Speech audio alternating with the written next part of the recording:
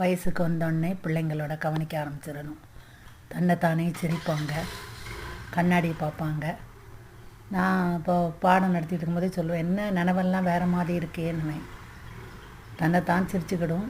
ஆனால் அந்த பிள்ளைங்கள தண்டிக்கக்கூடாது, தனியாக கூப்பிட்டு பேசணும். தனியாக கூப்பிட்டு பேசும்போது அந்த பிள்ளைங்க தன்னோட மனசில் உள்ளதை சொல்லும்போது, எம்மா இது வெறும் அட்ராக்ஷன். ஆணுக்கு பெண்ணை பார்த்தா பிடிக்கும், பெண்ணுக்கு ஆணை பார்த்தா பிடிக்கும். இது உன் வயசு வராமல் இருக்கிறதான் தப்பு. ஆனால் நீ இப்போ மனசை படிப்பு மட்டும்தான் செலுத்தணும், வேறு இதுலேயும் கவனம் செலுத்தக்கூடாது. படிப்பு மட்டும்தான் அவசியம். படிப்புக்கு அப்புறம் ஒரு +2 முடிஞ்சு அதுக்கப்புறம் நீ நல்ல ஒரு வேலைக்கு போயிட்டா அதுக்கப்புறம் வந்துச்சுன்னா அம்மா அப்பாட்ட பேசணும். அம்மா அப்பா உனக்கு நல்லதே செய்கிற அம்மா அப்பா நல்லது செய்வாங்கன்னு எடுத்துரைக்கணும். பிள்ளைங்களை கோவப்படக்கூடாது. பிள்ளைங்கிட்ட எவ்வளோக்குள்ளே பேசுகிறீங்களோ அவ்வளோக்குள்ளே நல்லது.